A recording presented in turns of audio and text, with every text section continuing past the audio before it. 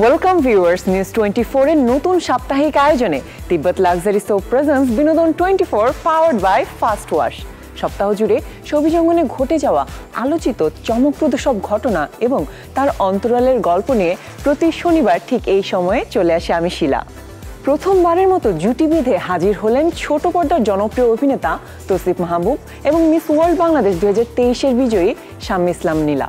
Capital ড্রামার ব্যানারে মুক্তি পেয়েছে তাদের নতুন ওয়েব ফিল্ম ফার্স্ট লাভ। প্রথম প্রেমের টানাপোড়েন, বন্ধুত্বের উষ্ণতা ও ছাত্র জীবনের মধুর স্মৃতি নিয়ে এটি নির্মাণ করেছেন হাসিব হোসাইন রাখি।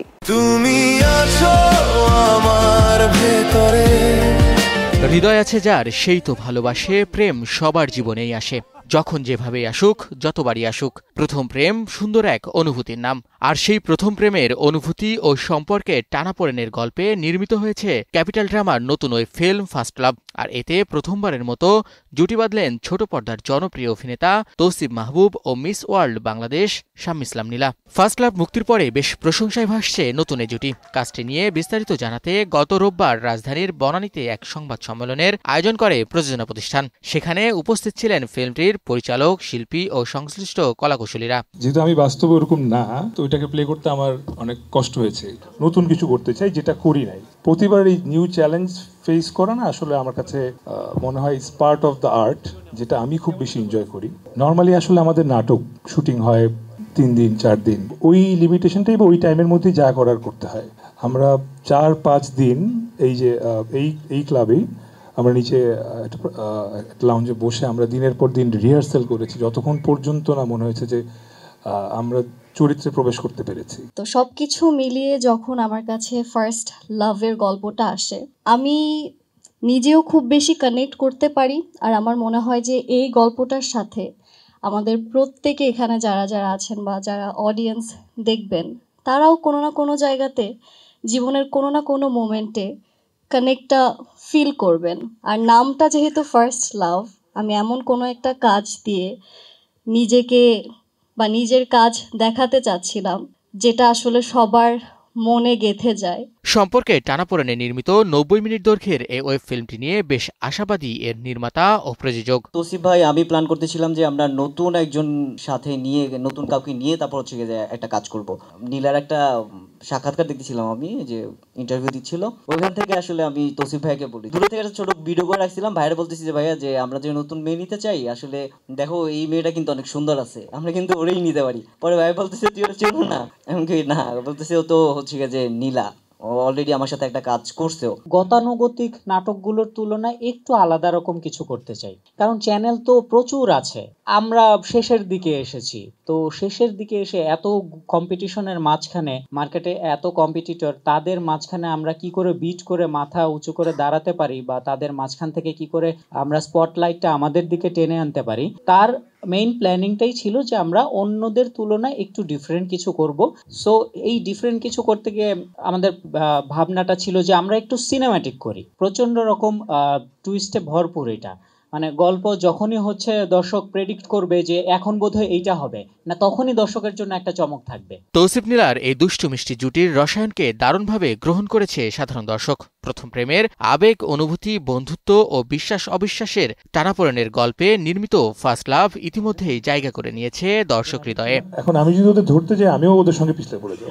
শাহিন শুভ, নিউজ 24। তৃতীয়বারের মতো জুটি বেঁধে হাজির হচ্ছেন অভিনেতা আরফান অনিক ও অভিনেত্রী নাবিলা বিনতে কামাল। রহিম সুমনের পরিচালনায় 90 ডেজ শিরোনামের নাটকটিতে আদিফ ও লাবণ্য চরিত্রে অভিনয় করছেন তারা। বিদেশ ফেরত আদিবের সঙ্গে লাবণ্যের মানসিক টানাপোড়েন, পরিবার, ভালোবাসা ও সংঘাতকে ঘিরে এগিয়েছে নাটকটির গল্প। পরিবার ভিত্তিক সামাজিক বার্তা নির্ভর গল্পে নির্মিত হচ্ছে পরিচালক রহিম সুমনের নতুন নাটক 90 ডেজ। আর এই নাটকের মধ্য দিয়ে তৃতীয়বারের মতো জুটি বাঁধলেন অভিনেতা আরফান অনিক ও অভিনেত্রী নাবিলা। দীর্ঘদিন ধরে বিদেশে থাকা আদিফের জীবনের নির্মম পরিস্থিতি, মানসিক টানাপোড়েন, পরিবার, ভালোবাসা ও সংঘাতের মতো নানা চমকপ্রদ ঘটনার মধ্য দিয়ে সাজানো হয়েছে নাটকটির গল্প। সম্প্রতি উত্তরায় শেষ হয়েছে নাটকটির দৃশ্য ধারণের কাজ। সামাজিক বার্তা নির্ভর ভিন্ন ধরনের এই কাজটি নিয়ে বেশ আশাবাদী নাটকটির প্রধান দুই চরিত্র অনিক ও নাবিলা। আমরা সবাই যারা বিদেশে চলে যাই, আমরা বিদেশে থেকে যাই, বাট এখানে আমাদের মূল চরিত্র বিদেশ থেকে বাংলাদেশে আসে। আসার পরে বিভিন্ন ঘটনা ঘটে, পারিবারিক কিছু ব্যাপার স্যাপার আছে, অ্যাটাচমেন্টের ব্যাপার আছে, ইমোশনাল কিছু ব্যাপার আছে, এবং ইটস আ গুড স্টোরি। আমি আমার গল্পের ব্যাপারে খুব সিলেক্টিভ থাকি এবং আমি প্রচুর কাজ করতে চাই। ব্যাপারটা এমন না আমি খুব অনেক কাজ করতে চাই, বাট ভালো ভালো কাজ করতে চাই। আমি বর্তমান টাইমে যেসব গল্পেতে কাজ করছি, আমি যেমন গল্প চাচ্ছিলাম আল্লাহ তাআলা আমার কপালে বা আমার কাছে তেমন গল্পগুলোই দিচ্ছে। চরিত্র ঠিকঠাক থাকলে ফুটিয়ে তোলাটা শুধু আমার একার দায়িত্ব না, আমি আমার মতো অ্যাক্টিং করে যাব, আমার ডিরেক্টর আমার মতো প্রপারলি ডিরেকশন দিবে, আমার সিনিয়র ওভারঅল যখন এটা ব্যাপারটা জমে যাবে না, তখন না ব্যাপারটা ভালো হয়। আসলে রহিম সুমন ভাইয়ের ডিরেকশনে একটা কাজ করছি, যে নাটকটার নাম 90 ডেজ। আমার চরিত্রের নাম লাবণ্য। লাবণ্য একটু ইন্ট্রোভার্ট, সে নিজের মতো করে থাকতেই ভালোবাসে। তো তাদের জীবনে আসলে এটা একটা ফ্যামিলি ড্রামা, এবং এই পরিবারে আমার বোন আছে, আমার মামা মামি, যেহেতু আমার বাবা মা নেই, তো আমি এই পরিবারেই বড় হয়েছি। একজন আগন্তুক, মানে সে আসলে আমাদের জীবনে আসে, তার আশাতে আমাদের জীবনের প্রতিটা মানুষেরই কিছু না কিছু পরিবর্তন এসেছে। সো এটা নিয়েই আসলে গল্পটা। অনেক নাবিলা ছাড়াও নাটকটিতে অভিনয় করেছেন ছোট পর্দার পরিচিত মুখ কামরুন নাহার রুমা, ডিম্পল আহমেদ সহ আরো অনেকে। আজকে এই ঘরটা আমার জন্য নতুন, আমি প্রথম কাজ করছি সুমন ভাইয়ের সাথে। গল্পটাতে যতটুকু পেলাম অনেকগুলো দিক আছে। একটা হচ্ছে একটা ছেলের গল্প অল্প দিন সময়ের জন্য, আর আরেকটা হচ্ছে যদি আমার কথা বলে ব্যক্তিগতভাবে, সেটা হচ্ছে যে আমরা সবসময় মামি বলতে নেগেটিভ ক্যারেক্টারটা দেখি, এখানে হচ্ছে মামি ক্যারেক্টারটা খুবই পজিটিভ, একটা মার মতো। এটা খুব রেয়ার পাওয়া যায়, এই নাটকের এই ফ্লেভারটা আমাকে বেশি টাচ। আমার যে চরিত্রটা আছে এখানে, আমার চরিত্রের নাম হচ্ছে তিথি, যেটা কিনা নাবিলা আপুর বোনের ক্যারেক্টার, এবং চরিত্রটা খুবই ইন্টারেস্টিং। লাইক আমি খুব চঞ্চল চটপট একটা মেয়ে থাকি, আর নাবিলা আপু থাকে খুবই রিজার্ভ এবং শান্ত প্রকৃতির মেয়ে। অনিকের সাথে আমার অনেক বছর আগে কাজ করা হয়েছে, যেহেতু আমি মিডিয়াতে অলমোস্ট 7-8 বছর একটা গ্যাপ দিয়ে তারপর এসেছি। সো এখন আবার নতুন করে আর কি কাজ করা হচ্ছে। কালার স্টুডিওর ব্যানারে রশিদুর রহমানের রচনায় নাটকটি পরিচালনা করছেন রহিম সুমন। পরিবার ভিত্তিক ও আবেগঘন গল্পে কাজ করা প্রসঙ্গে এ নির্মাতা জানান, এই নাটকটা হচ্ছে একটি ফ্যামিলি জনরার হচ্ছে গল্প। এই নাটকটার হচ্ছে গল্পের শেষ প্রশ্নে যে বিষয়টা হচ্ছে, এটা একটা গিমিক থাকবে 90 ডেজ। এই গল্পের যে প্রধান চরিত্র আরফান অনিক, সে আসলে বেসিক্যালি হচ্ছে বিদেশে থাকে। তা সে একটা পর্যায়ে হচ্ছে জানতে পারে যে সে একটা ডিজিজ দ্বারা আক্রান্ত, সে একটা রোগে আক্রান্ত, সেটা হচ্ছে সে ক্যান্সার আক্রান্ত। সে চায় হচ্ছে তার মৃত্যু যদি হয় সেটা এই দেশেই হোক, এবং এই যে ডিজিজটা সে ক্যারি করছে, এইটা আসলে হচ্ছে মানুষ যদি জানে তার প্রতি যে বিরূপ কি ধারণা হতে পারে, সেই টেস্টটা নেওয়ার জন্য হচ্ছে সে আসলে বাংলাদেশে আসে এবং একটা ফ্যামিলিতে একটা বিয়ের অফার দেয়, এবং সেই ফ্যামিলিটা হচ্ছে তার অফারটা গ্রহণ করে তাদের ভাগ্নির জন্য।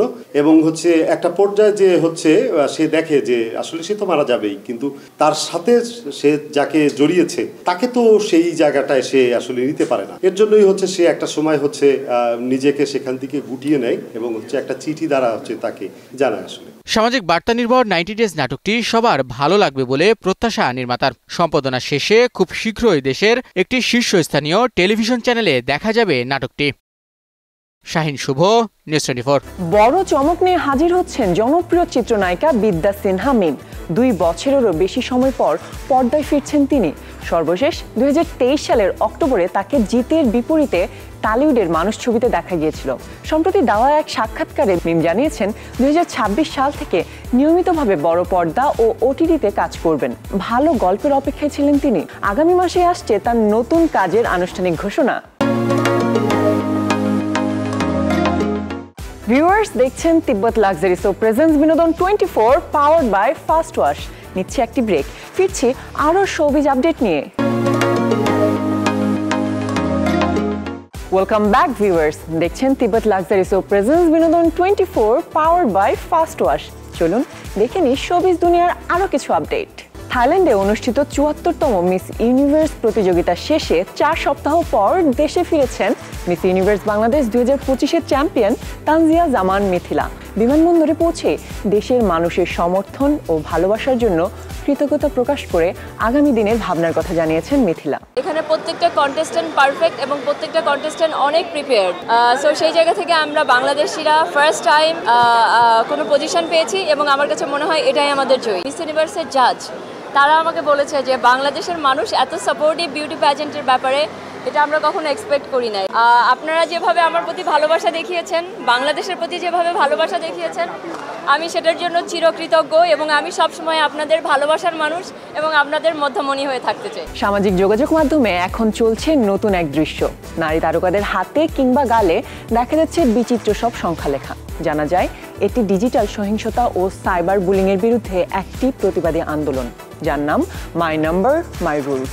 প্রতিদিন তারা কতবার অনলাইন হয়রানির শিকার হন সেই সংখ্যা নিজেদের ছবির মাধ্যমে প্রকাশ করেছেন তারকারা। গত 25 নভেম্বর নিজের ফেসবুকে আন্দোলনের সূচনা করেন অভিনেত্রী নুসরাত ইমরোজ তিশা। নিজের গালে 9 লিখে তিনি জানান প্রতিদিন অন্তত 9 বার হয়রানির মুখে পড়তে হয় তাকে। এরপরে একে একে যুক্ত হয়েছেন আরও তারকারা। রুনা খান জানিয়েছেন তার নম্বর 24, শবনম ফারিয়া 1000, দিঘি 3। তারা জানাচ্ছেন প্রতিদিন এই সংখ্যক বার তাদের হয়রানির মুখোমুখি হতে হয়। জানা যায় মাই নম্বর মাই রুলস আন্দোলনটি টানা 16 দিন চলবে সামাজিক যোগাযোগ মাধ্যমে। ভিউয়ার্স, দেখছেন তিব্বত লাক্সারি সোপ প্রেজেন্স বিনোদন 24 powered by first wash.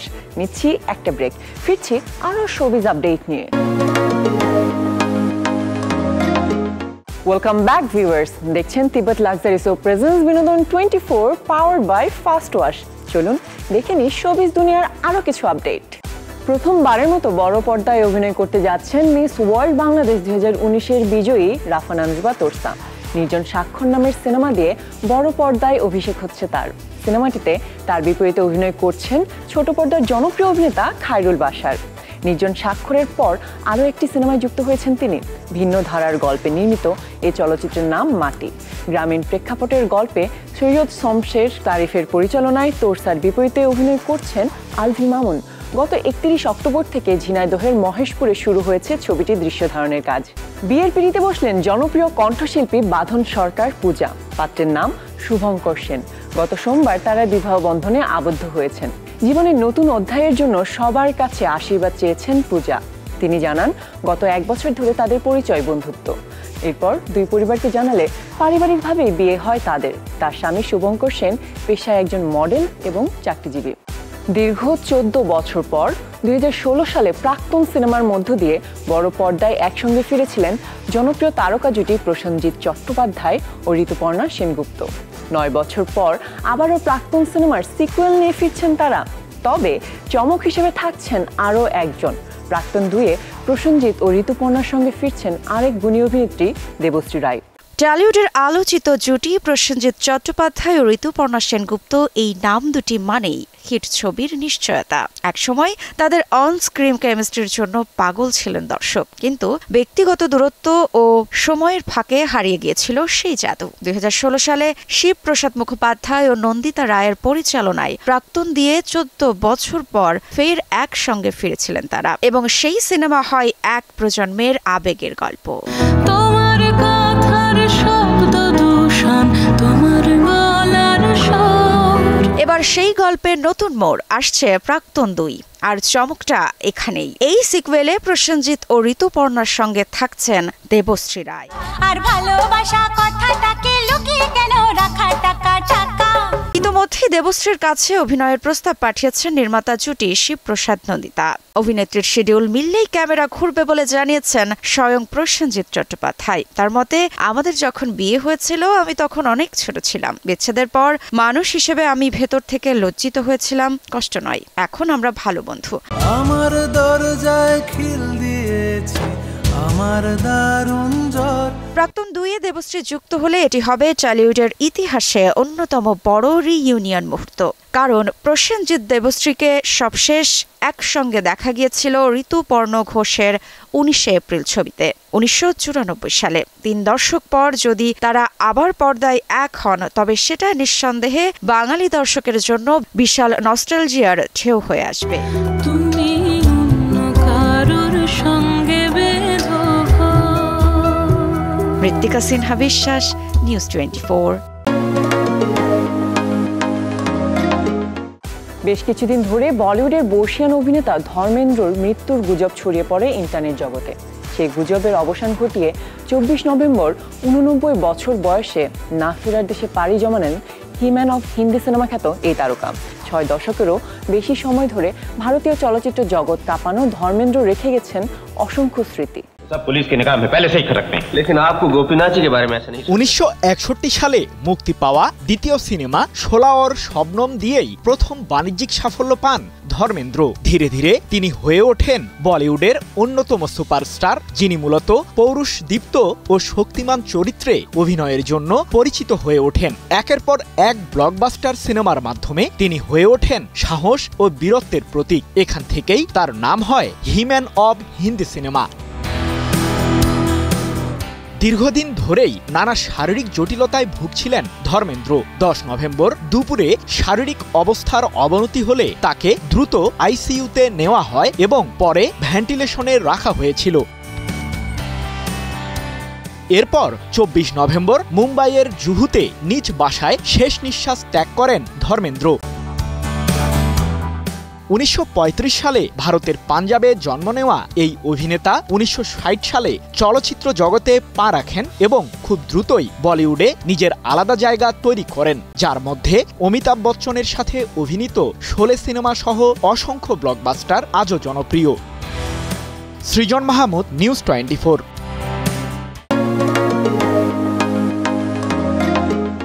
Viewers, শেষ করছি আমাদের সাপ্তাহিক আয়োজন তিব্বত লাক্সারি সোপ প্রেজেন্স বিনোদন 24 powered by first wash. Showbiz অঙ্গনের আলোচিত সব ঘটনা ও তার অন্তরালে গল্প জানতে দেখতে থাকুন বিনোদন 24। দেখা হবে আগামী সপ্তাহে নতুন আয়োজনে। Stay tune, news 24।